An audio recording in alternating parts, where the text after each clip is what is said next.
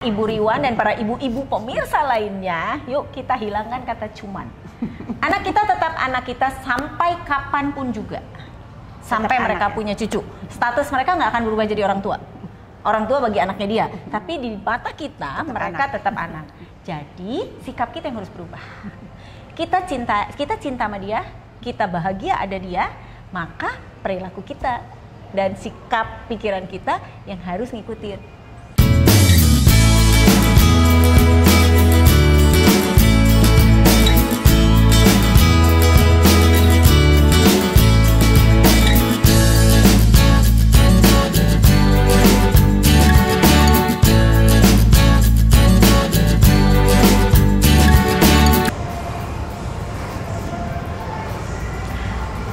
Hari ini kita akan bincang-bincang santai bersama Ibu Riwan. Halo Bu Riwan.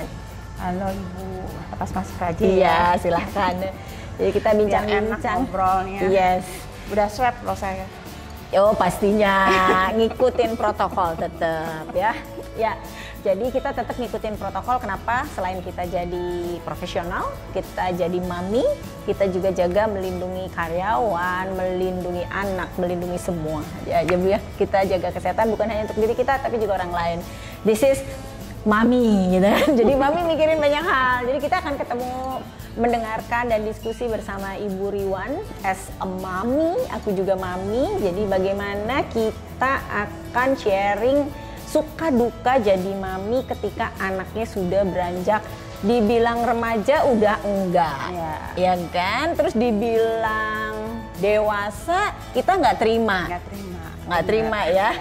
Padahal secara KTP dia udah lebih umurnya, ya. Jadi nah itu yang kita akan bayangin gimana rasanya hati mami ketika anak-anak kita mulai akan hilang dari diri kita.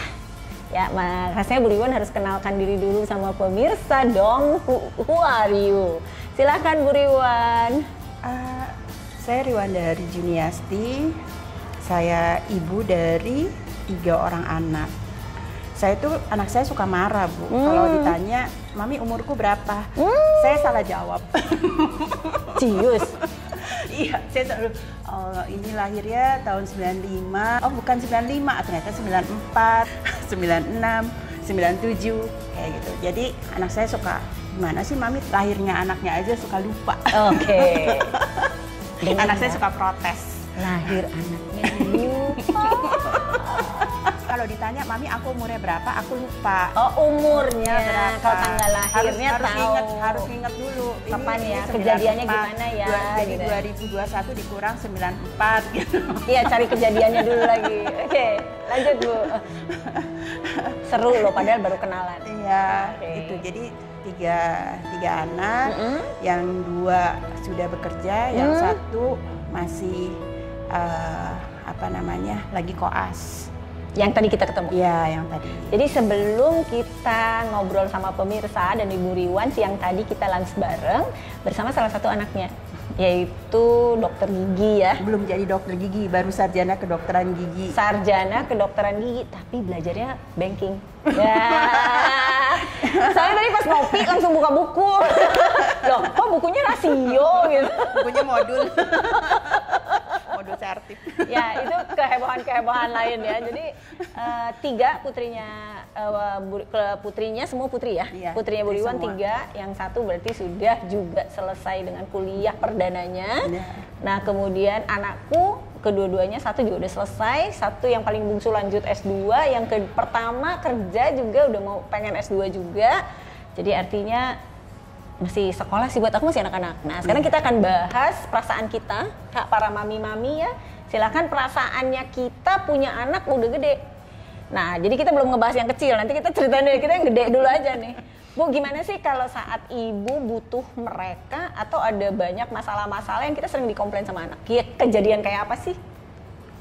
Ya kejadiannya misalnya kayak ini ya, kadang-kadang anak-anak tuh suka bilang, Mami tuh banyak ngurusin hal-hal yang nggak penting.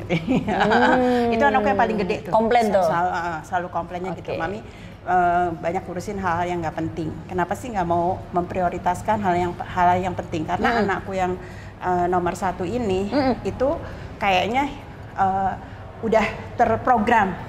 Mau ngapain, nanti di tahun berapa mau ngapain. Jadi cita-citanya tuh kayaknya udah didesain dengan jelas. Udah desainnya.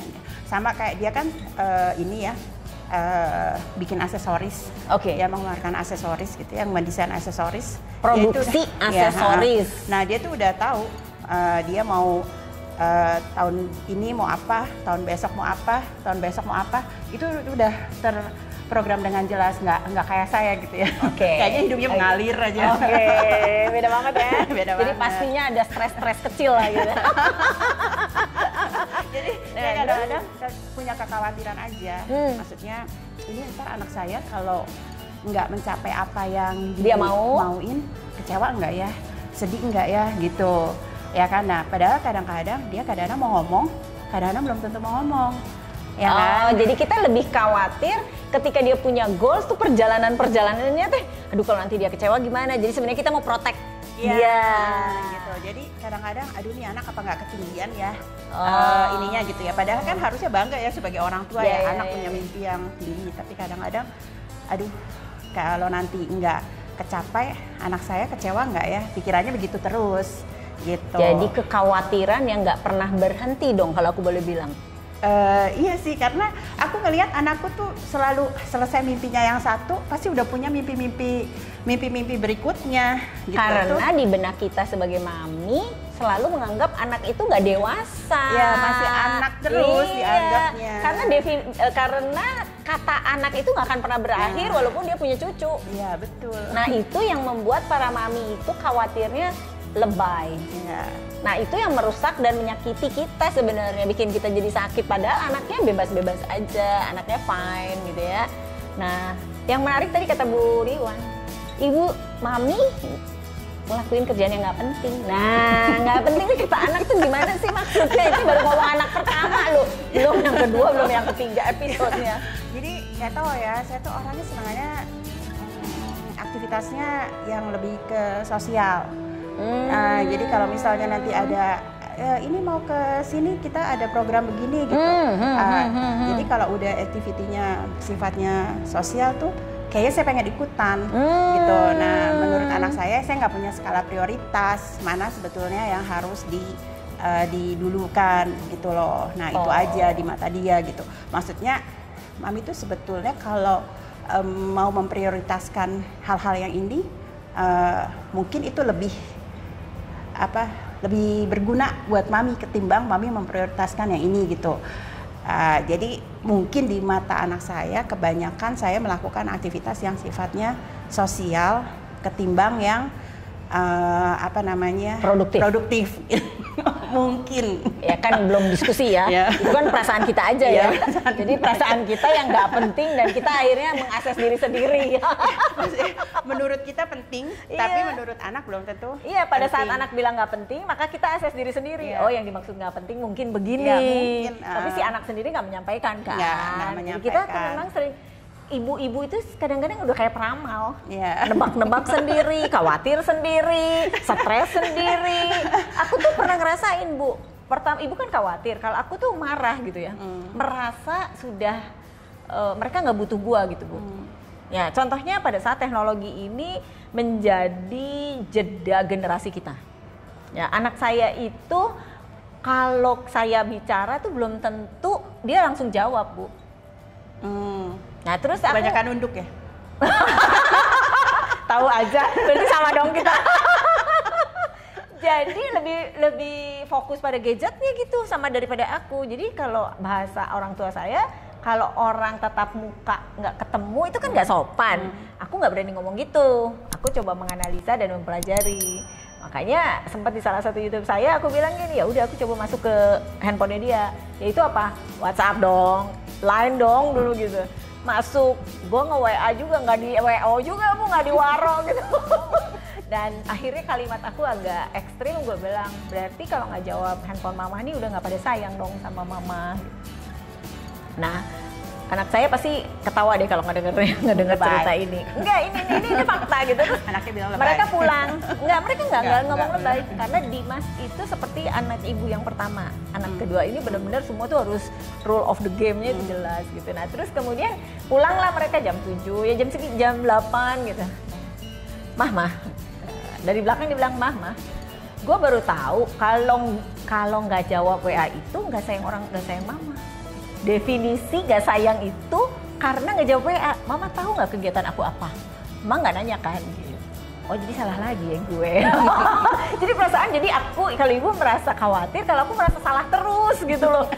Aku jadi salah terus gitu. Nah itu tapi itu yang membuat aku jadi belajar terus Bu. Jadi sekarang ini aku menganggap anak-anakku adalah partner. Dan aku bisa minta maaf sama mereka, bisa menerima pendapat mereka, bukan menganggap mereka anak. Itu aku.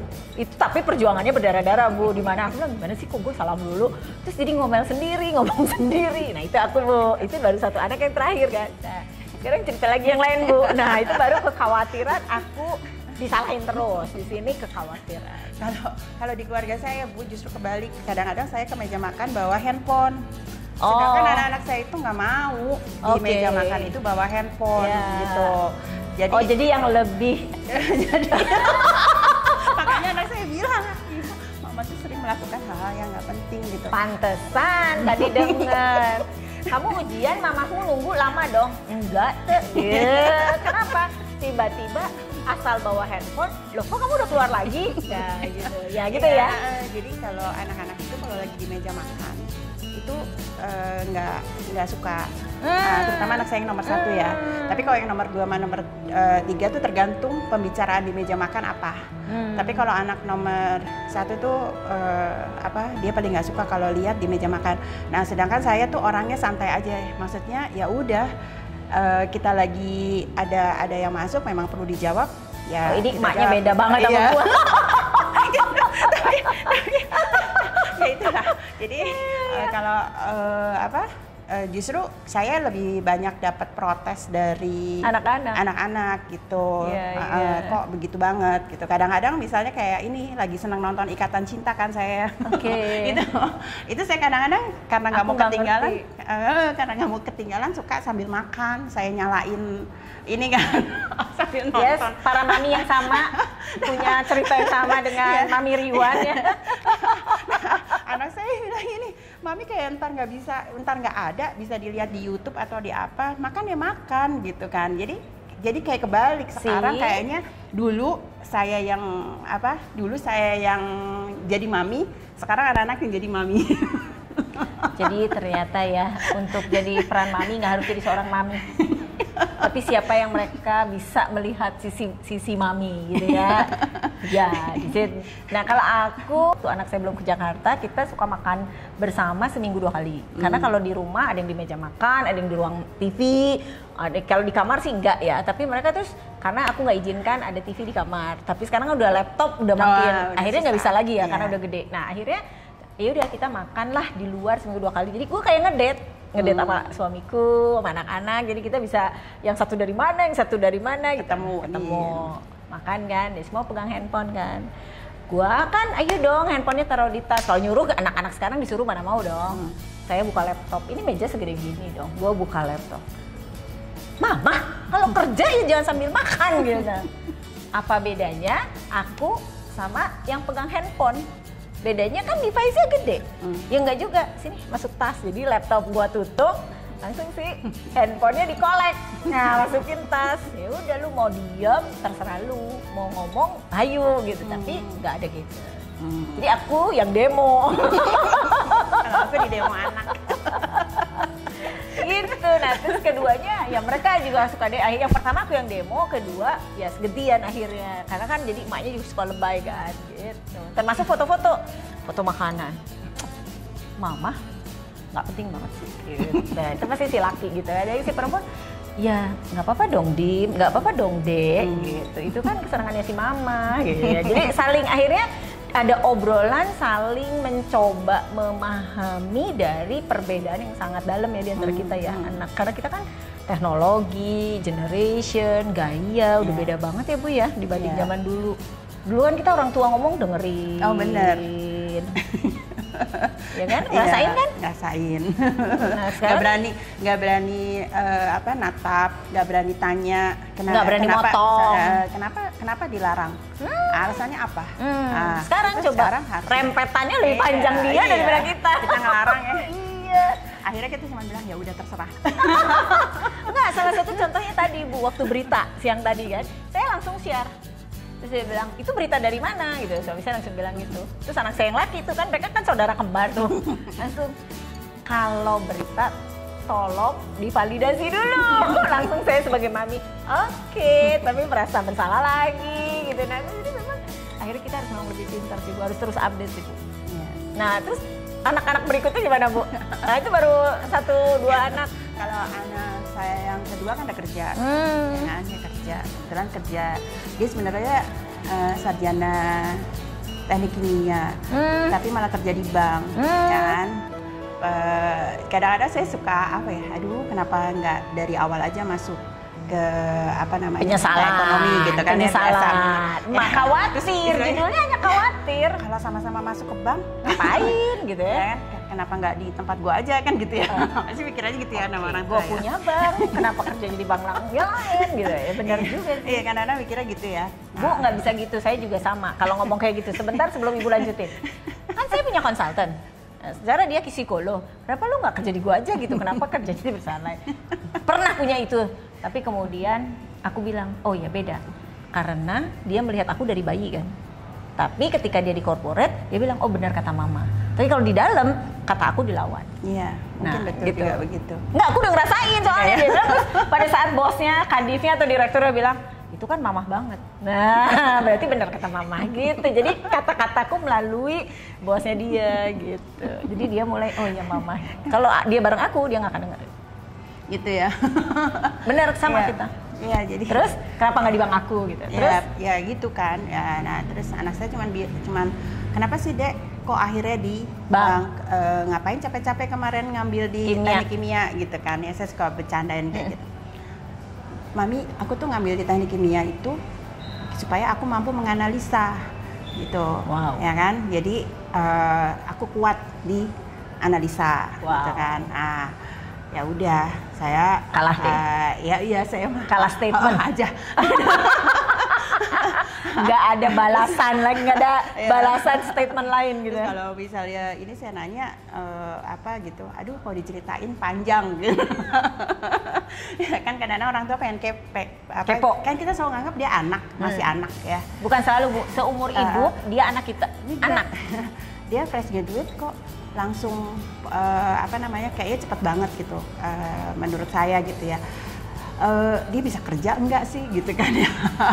Sebenarnya dia bisa kerja enggak sih gitu ya, kadang-kadang gitu kan. Karena segala sesuatu kita pengennya nyediain. Ya, nah, terus saya jadi suka kepo nanya. Ya dia suka, aduh panjang deh kalau diceritain. Aduh kalau diceritain mami juga nggak paham gitu.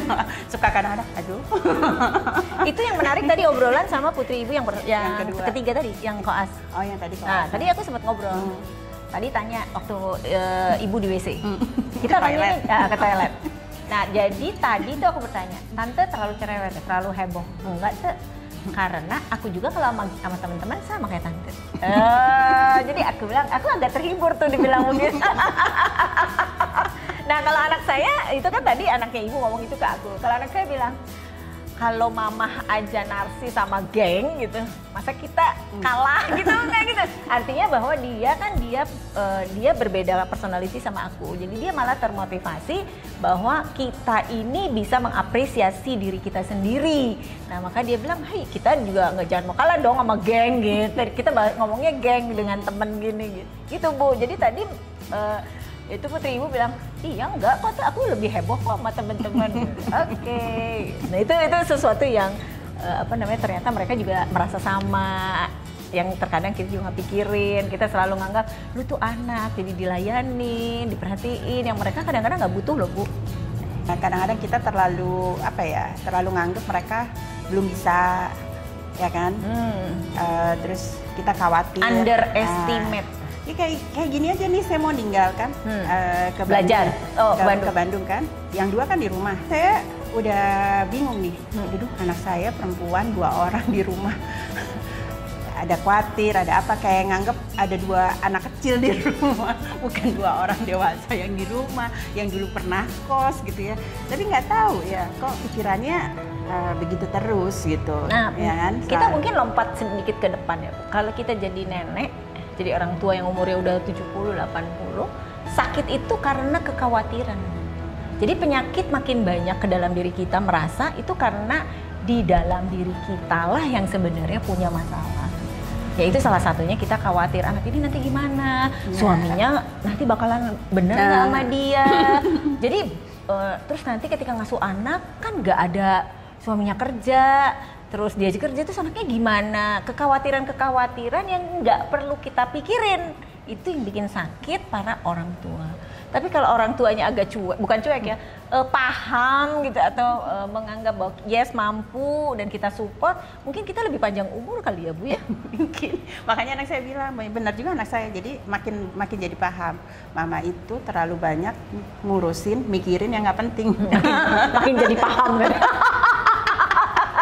Makin jadi paham. Ya udahlah, anak 2 udah dewasa, kenapa terlalu mikir ya, terlalu ya, jauh, gini, ninggalin pergi cuma berapa hari doang gitu kan. Nenek gitu ya, karena punya anak 11. Terus saya bilang, kalau ada masalah kan, jangan cerita di depan nenek. Nah ketika jangan cerita di depan nenek, kan berarti si neneknya akan punya khawatir, bingung, jadi stres. Nah akhirnya nggak akan pernah cerita dan neneknya nggak kesadar, orang tuanya akan makin jauh kan. Jadi kalau kita nggak dengar berita, kita makin jauh. Nah kekhawatiran, ketakutan, kepo, nah itu sendiri sebenarnya berperang dengan internal mami. Beneran internal mami, jadi mendingan diskusi daripada nebak. Iya betul. Khawatir itu karena nebak, merasa bersalah, oh iya emang gue salah sih, itu nggak nebak, emang gue salah. Akhirnya mereka emang nampar banget. Itu kan beritanya divalidasi dulu dong Mak. Oh oke, emang nggak validasi, emang proven sih grupnya, tapi beritanya nggak proven gitu. Oke, itu yang nampar anak gue gitu. Jadi aku harus minta maaf. Jadi memang udah nggak boleh lagi nebak-nebak. Jadi sejak aku bukan khawatir ya, sejak oh ya aku sering dibanting dengan kesalahan-kesalahan yang ternyata gue lagi yang salah, ya udah deh gue nggak usah mikir gitu. Nah jadi akhirnya sekarang diskusi, kenapa sih kamu diam gitu. Jadi aku langsung nanya. Jadi nggak kayak dulu, kenapa ya anak gue diam. Gue tuh nanyanya ke siapa? Ke tantenya. Tuh tahu nggak kalau anak perempuan aku kok diam, Sonia itu diam gitu. Loh, kenapa lu nggak tanya? Katanya, wah gue nggak enak, nanti dia marah dan lain sebagainya. Nah, jadi kita kan nebak-nebak. Akhirnya kita takut. Iya, kalau kayak gitu saya sukanya nanya ke anak saya yang paling kecil. Itu mbaknya kenapa ya? Nah,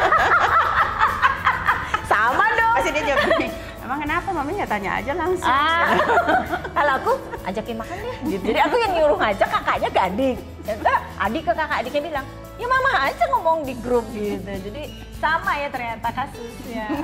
Oh, ternyata di mami itu seneng apa enggak sih ya? Kita sekarang jadi harus bertanya nih sama Mami Rio. Jadi mami itu seneng aja atau seneng banget?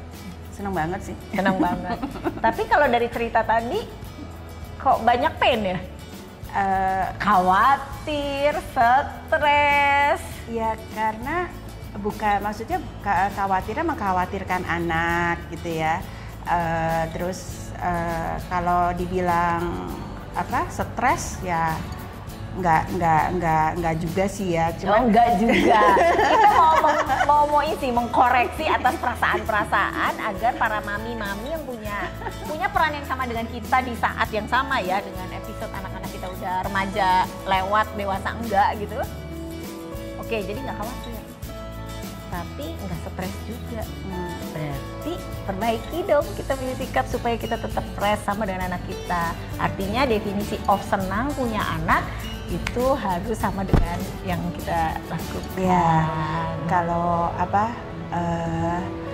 kita happy ya sebagai orang tua itu udah pasti happy. Yes.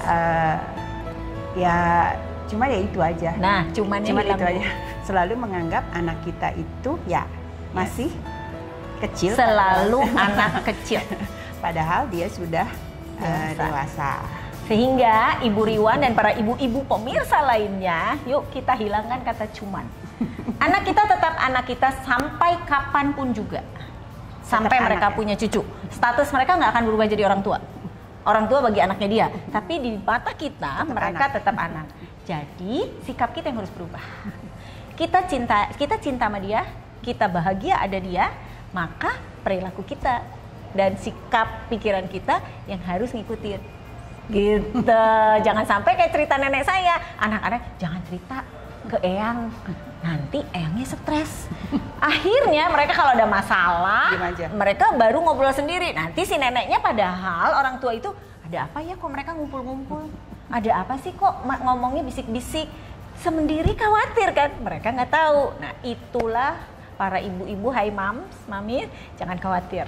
Stresnya kita, khawatirnya kita itu karena sayang. Nah kalau karena kita sayang, maka baliklah perilaku kita, dampingi dia, bihaklah, janganlah kepo, janganlah membuat statement sendiri, tapi better divalidasi. Ya kan Bu ya? Aku udah ngalamin sih masa susahnya, masa khawatir, maka stres, sampai ada anak saya yang paling ekstrim gini. Waktu SMP nih, kan saya benar-benar profesional nih. Kerjanya serius, pagi tuh udah meeting, jam 10 udah jalan dan seterusnya. Anak saya tuh biasa supir datang, mereka pulang tuh langsung di drop ke kantor. Jadi supir nungguin, pokoknya pengen lihat mamahnya gitu. Jadi mamahnya meeting, lain sebagainya, dia tinggal duduk manis aja ngerjain pekerjaannya dia tanpa mengganggu gua. Terus gue memperlakukan dia, aku itu anaknya si mamah loh. Nah ini tantenya ngomong. Terus, tapi memperlakukan kita kayak ke anak buahnya. Itu zak langsung Bu. Itu waktu cerita masa lalunya. Terus kenapa? Karena aku selalu menganggap kayak ada target, contoh makan. Yuk kita minta bilnya, kan belum selesai mah. Tunggu aja kenapa? Nah, jadi itu yang dianggap memperlakukan anak kok kayak memperlakukan anak buah. Karena mungkin sering sekali lihat meeting, sering sekali ngelihat aku coach anak buahku gitu, dan itu terpatri di pikirannya dia. Kebayang gak sih? Intinya gue banyak sekali dapat kritikan dari anak-anak, banyak sekali komplain, dan terakhir yang aku bilang disalahin, dan tapi mereka menyalahkan yang benar dan aku rela minta maaf. Nah itu perilaku ini aku juga belajar mams, ya aku juga belajar, aku juga sakit hati, aku juga ditolak, itu perasaan aku ya, tapi anak-anakku nggak melakukan itu, tapi aku perasaannya. Tapi sekarang aku udah mulai tahu bahwa mereka adalah teman diskusi yang menyenangkan. Ya sama, aku juga ngerasain itu, maksudnya kayak di meja makan, ya kan? Itu kalau kita udah masuk ke satu diskusi, itu suka jadi seru, lama. jadi seru, ya. karena kita nggak defense. Ya, jadi kita lebih dengerin gitu ya. Ya mau mereka mau ngeritik saya, mau apa saya, welcome. Ya saya welcome aja, nggak ada masalah gitu. Itu memang lebih ini, cuman kadang-kadang itu tadi. Ya kan nggak boleh ada cuman katanya. Iya nggak boleh. Jadi pelan-pelan ibu dan mami-mami yang lain ya. Aku udah melewati itu soalnya. Jadi suggest aku cumannya delete. Maka kita ya semoga yang di delete itu menjadi satu kekuatan untuk makin solid. Jadi nggak ada lagi cerita yang disembunyikan. Nanti si mami stres. Itu kan cerita eyang orang tua itu sama anaknya, sama om dan tante aku. Aku nggak mau itu terjadi gitu. Jadi aku ada apa sih anak-anak itu, masalah apa sih? Jadi kitanya membaca sendiri, mereka ngobrol sendiri. Aku nggak mau itu. Jadi ya udah aku dengerin. Jadi cuman ya kita hilangkan. Cuman delete. Hey mami, kalau you bahagia dengan anak kamu, kalau you sangat cinta dengan anak kamu, maka delete lah cuman. Aku bahagia dengan anakku, aku suka dengan anakku, delete cuman, kill cuman. Nah ngobrol kita kayak gini sama seperti ngobrol kita sama anak kita, iya kan? Iya. Mau di tempat ngopi, mau di tempat apa, mau cerita tentang pacar, cerita tentang pekerjaan, dikomplain atasan gitu. Aku sebel sama Andi, aku sebel sama Toto, aku juga cerita.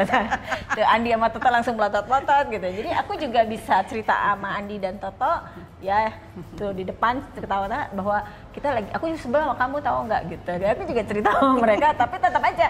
Kalau besok kamu ke Yonas, enggak, kan ada kerjaan harus selesai. Oke deh, keren banget. Jadi kita memang jadi diri kita kepada siapapun yang disebut anak ya. Anak buah juga anak kan? Anak. Nah, makanya. Ih, seru ya kita ngobrol. Padahal episode mami remaja enggak, dewasa enggak. Jadi kemana-mana ya? Iya. Tetap jangan pernah menganggap anak kita adalah anak kecil yang perlu dilindungi. Mereka adalah anak kita, status anak kita, tetapi mereka adalah bisa jadi partner, bisa jadi rekan bisnis, bisa jadi rekan kerja, bisa jadi anak yang bisa dipeluk setiap hari, dan kita akan sangat bahagia dengan dia. Semakin bahagia dan semakin mencintai.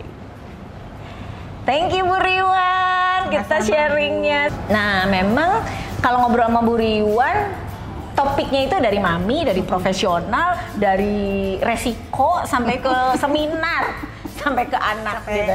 Sampai jam 1 malam. Itu nggak usah dibuka. Sampai jam 1 malam itu ceritanya udah seminar lah, training lah, dan macam-macam. Tapi itu yang membuat kita menjadi tetap awet muda ya. Bu Riwan, thank you banget bisa memberikan insight buat mami-mami yang anaknya remaja enggak, dewasa nggak terima. Kitanya sih. Kitanya yang nggak terima kan, bahwa mereka beranjak dewasa kan gitu, kita nggak terima gitu. Nah itu yang membuat kita sekarang bahagia, kita suka mereka balik lagi dengan tanpa cuman. Yes? Ya, biarkan rumah itu adalah Tempat mereka pulang. Tempat mereka pulang ya. Homey, hati kita, rumah ini adalah hati kita. Thank you Bu Riwan.